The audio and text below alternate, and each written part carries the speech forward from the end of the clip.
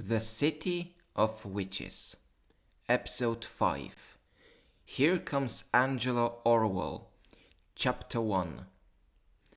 The weather in Offen Heights was fairly sunny, but Giovanna was feeling as if something was going to happen. She has just finished eating breakfast and was conducting a tarot reading. 3 cards have landed on the table and Giovanna was flipping them over on their obverses. The first card was showing a handsome man embracing an attractive woman. The second had a circular calendar showing upside down. The final one showed a blind woman with a scale using a sword as a walking stick. Giovanna was trying to understand what the cards were telling her. Jesus, Giovanna thought. The Lovers, the Reverse Wheel of Fortune, and the Justice? Giovanna's intuition has been telling her that the cards were referring to her, but not just her. There was one other person. Maybe that would be a clue to what it all meant. Maybe the cards could tell her who the prophecy is about. And then it clicked. The Lovers. There was only one person in Giovanna's life she could associate with this card. Angelo! Giovanna shouted out of joy. The first mystery was solved. Angelo Orwell, Giovanna's boyfriend. He was the person suggested by her intuition. Maybe he'll finally come back to the city, she thought with high hopes. But knowing that made Giovanna worry about the rest of the cards. She looked at them one more time. She has figured out what the Lovers meant. Now there were also the Wheel of Fortune and the Justice. What's more, the middle card was in the reverse position. That never means anything good. I have a bad feeling about this, thought Giovanna as he was putting her cards back in the box. As Sarah was coming back from school, she was feeling impatient. This was the day she was going to start her magical training, supervised by Aunt Caitlin. Sarah couldn't wait to learn her first spell. Maybe someday she will be able to create her own spells. As soon as she stepped through the doorstep, Sarah saw Aunt Caitlin holding a strange item. It was looking like a metal slingshot, but without the cord. "Hello!" Aunt Caitlin greeted her. "I was waiting for you." "Hi, are you getting ready for our lessons?" Sarah said with excitement. "Yes, wash your hands and we can start." Sarah went to the bathroom. She washed her hands with impatience. When she returned to the living room, she noticed Aunt Caitlin sitting on a pillow and holding the strange slingshot by its one twig end. In front of her, there was another pillow. "Sit down," said Aunt Caitlin, looking at the pillow. Sarah followed Caitlin's request. "What's that?" she asked. "A wand. Grab it. We have to see how well you handle sending out your energy." Sarah grabbed each twig in her hand. The wand felt very cold, but maybe it was because it was made out of metal. "Now send your energy to me, through the wand," said Aunt Caitlin. "How?" "Easy. Imagine streams of energy going from your hands. When they reach me, I will feel them." "Okay, here I go." Sarah closed her eyes and imagined just what Aunt had told her. She focused as much as she could. She was trying as hard as she could. However, Aunt Caitlin couldn't feel anything. "Okay, you can stop now," she said. "How did I do?" asked Sarah. "You did not send anything, unfortunately." Sarah couldn't believe what she just heard. "How do you know?" she asked. "You know when you feel the energy passing through the wand," said Aunt Caitlin. "I can show you." Caitlin turned the wand around and grabbed the double end. Sarah wrapped her palms around the single end. "Are you ready?" Caitlin asked. "Yes." In just a second, Sarah felt something on her hands, some invisible energy tickling her. With each second, tickling was harder and harder, and when Aunt Caitlin let go of the wand, the tickling stopped. How did you do it? Sarah asked. This is how magical energy testing feels, Caitlin said.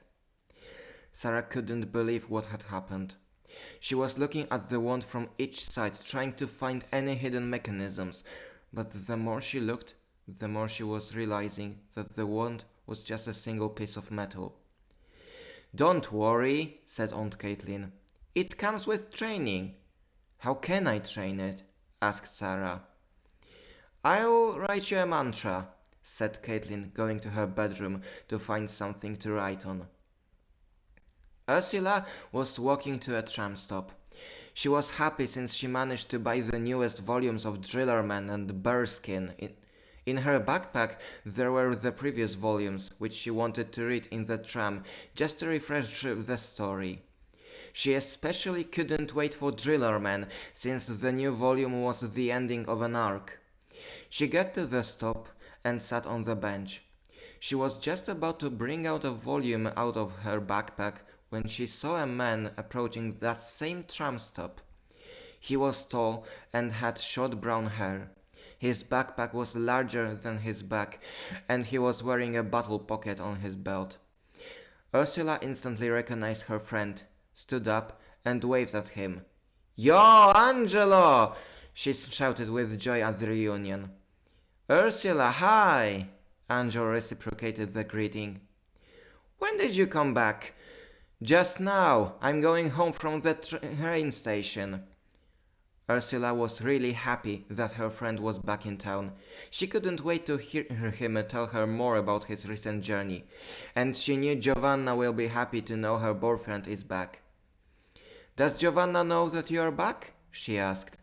She should. I texted her when I was on the train. Suddenly Angelo's phone beeped. He looked at the screen and saw a notification about a text message. Seeing the username La Sharpanera made him happy. Giovanna has responded to his message. He opened the Discuss app and started reading and replying.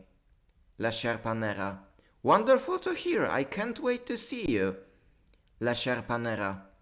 Would you like to meet with us somewhere and eat dinner together? Angel lost. Sounds great. How does pizza sound? La Sharpanera. I'll ask everybody. Angel lost. I'm with Ursula at a tram stop. I can ask her. La Sharpanera. Okay, tell me how it went. Angelo hid the phone in his pocket and looked at Ursula. Would you like to eat pizza with us? He asked her. Giovanna finds it fancy. Ursula seemed confused by what Angelo said. There was something in this sentence that seemed strange, twisted even. Ursula didn't like twisted sentences. Angelo noticed this, so he corrected himself. It means she likes this idea. Aha, now I understand, said Ursula. Yes, that is a good idea. Wonderful, I'll tell Giovanna. Angelo took his phone and opened the Discuss back. He started texting Giovanna again. Angel lost. All's good, shall we go? Giovanna replied by sending a sticker with a chibi witch in a black dress and hat saying, OK. Angelo was about to put his phone back in his pocket, but he got one more message. La Sharpanera. Also, we have met someone new. I guess you would like to meet her. Angel lost. Sounds interesting, invite her. La Sharpanera. Alright, I'll call her. Angel lost. What's her name? La Sharpanera. Sarah. Sarah was sitting in the corner waiting for her pizza. She was touching her fingers on the tips and chanting the mantra she got from Aunt Caitlin. My potential is growing, my energy is flowing. My potential is growing, my energy is flowing. My potential is growing, my energy is flowing, she kept saying. Giovanna was looking at the door waiting for her boyfriend to arrive. Ursula was listening to Sarah's mantra with interest and curiosity. Is that mantra supposed to help you with energetic growth? She asked her. Sarah stopped chanting and looked at Ursula. Yeah, she answered. Aunt Caitlin wrote it for me. It is nice, said Ursula. It reminds me of when I started training myself, only I have found my mantra online. In just a moment, the door opened and Angela went inside.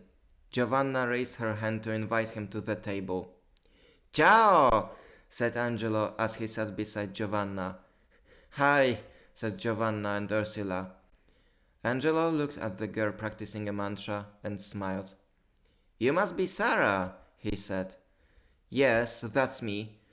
I've heard about you from Jovi. I'm Angelo. Nice to meet you. Well, nice to meet you too. Sarah and Angelo shook their hands. Just at this moment, the waiter came with 2 hot pizzas. 1 pepperoni and 1 diavola. Angelo started cutting the pizza and tried starting a conversation. Has anything interesting happened in the city when I was on my trip? Not much, said Giovanna. The greatest surprise of this week was meeting Sarah. Although we did find a secret evil auction, added Ursula. You would not believe how much stuff we have found. I am still getting messages from the people wanting their artifacts back. Also, Sarah, Angelo looked at her. Can you tell me something more about yourself? Sarah swallowed a bite of pizza and put a half-eaten piece on a plate. Well, she started. I just moved here. I helped them with the auction. I guess I wanna learn magic? Interesting. And why did you move here? Sarah sighed. She still wasn't over what happened, but she decided that it would be better to not overthink it. Maybe even admitting it would help her process it. Dead parents, she said. I had to move in with my aunt. Angelo has looked at Sarah as if he unlocked some painful memory. I see, he said after a while. I'm sorry. Nah, don't mention it, said Sarah. You couldn't have known. Angelo was silent and simply continued eating pizza. And how about you? Asked Giovanna. Maybe you want to tell us about your mission, darling? Ah, good idea, said Angelo. Right, you said you had to assassinate some kind of brute, said Ursula. Hearing the word assassinate almost made Sarah choke on the pizza she was eating. Did she hear that right? Was she eating pizza with an actual hitman? She listened to Angelo feeling terrified. I think you misunderstood, said Angelo. I simply had to do some negotiations with him. That calmed Sarah down.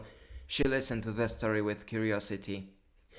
The guy was making some problems for the opposing clan who wanted me to silence him.